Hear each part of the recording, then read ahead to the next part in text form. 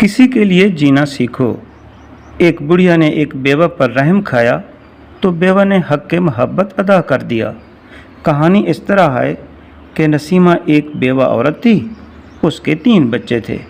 बच्चों की खातिर उसने दूसरी शादी ना की। हमसायों के घरों में झाड़ू देने और बर्तनों की धुलाई की वजह से उसके हाथों पर छाले पड़ गए। वो बहुत ज़्यादा काम करती थी, लेकिन काम की उजरत बहुत कम थी, इसलिए बच्चों का पेट पालना उसके लिए बहुत मुश्किल था। उसका एक ख्वाब था कि उसके बच्चे आला तालीम याफ्ता हों, लेकिन इस ख्वाब को शर्मिंदा तबीर करने के लिए हालात उसका साथ न देते थे। उसके पास सिर्फ एक बकरी थी। एक दफ़ा ऐसा हुआ कि पूरे इलाके में आटे की किल्लत हो गई और गंदम बहुत महंगे दामों बिकने लगी। बच्चों को 2 दिन फाका करना पड़ा। बअम्र मजबूरी नसीमा मदद के लिए एक अमीर आदमी के घर गई और 1 मन गंदम का मुतालबा किया। अमीर आदमी ने अजीब तरह के सवाल करना शुरू कर दिए। उसने नसीमा से पूछा कि क्या तुम्हारे घर में कुछ जानवर हैं? नसीमा ने जवाब देना चाहा तो उसकी ज़बान में लुकनत पैदा हो गई। उसने लज्जाजत भरे लहजे से कहा कि भैया, मेरे पास घर में सिर्फ 1 बकरी है। अमीर आदमी ने बड़े घुमंड से कहा कि जाओ, उस बकरी को बेचकर आटा खरीद लो। देखो, भीख मांगना तुम्हें ज़ेब नहीं देता।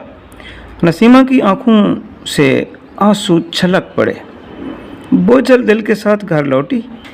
दिल ही दिल में सोचा कि घर में जो एक सायादार दरख्त है, चलो उसे बेच देती हूँ और बकरी को बचा लूँ, ताकि इसकी अफजाइश नस्ल से बकरियों की तादाद में इजाफ़ा हो सके।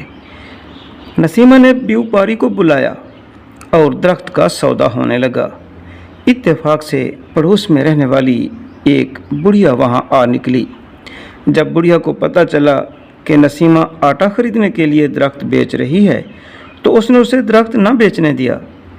बुढ़िया के पास कुल 4 मन गंदम थी, जिसमें से 2 मन गंदम उसने अपने लिए रख ली और 2 मन नसीमा को दे दी।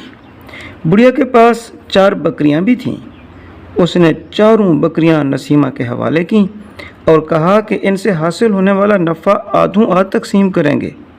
बुढ़िया के हुस्न सलूक की वजह से नसीमा को खुशी के आंसू आ गए।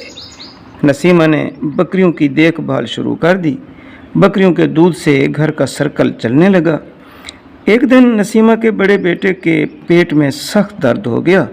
उसे हस्पताल ले जाया गया। डॉक्टर ने बताया कि बच्चे का अपेंडिक्स का ऑपरेशन होगा। नसीमा रोने लगी। उसके पास इतने पैसे नहीं थे कि वो बच्चे का ऑपरेशन करवा सके। उसने फ़ौरन 1 या 2 बकरियां बेचने का फ़ैसला किया, लेकिन देखा कि सामने बुढ़िया लाठी के सहारे चली आ रही थी। बुढ़िया ने आते ही बच्चे की खैरियत पूछी और कहा कि परेशान ना हो, मैंने अपने कान की बालियां बेच दी हैं, ये रकम ऑपरेशन के लिए काफ़ी होगी। नसीमा की आंखों से आंसू की बौछार होने लगी। नसीमा ने बुढ़िया से रकम ली, बुढ़िया के हाथ चूमे और बच्चे का ऑपरेशन ठीक से हो गया। सेहत याब होकर घर वापस आ गए। नसीमा खुशहाली की ज़िंदगी बसर कर रही थी। बकरियों की तादाद में भी काफ़ी इजाफ़ा हो गया, लेकिन गम के बादल अभी मंडला रहे थे।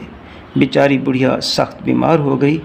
नसीमा ने सग्गी माँ से भी ज़्यादा काबिल एहतराम समझकर उसकी खिदमत की। हर तरह से उसका ख्याल रखा। जो जो दिन गुजरते गए, मर्ज़ बढ़ता गया। आखिरकार बुढ़िया को हस्पताल ले जाया गया। बुढ़िया को बहुत सी बीमारियां लाहक हो गईं। आज़ाए रईसा काम छोड़ने लगे, जिसकी बिना पर बुढ़िया पर बहुत खर्च आने लगा।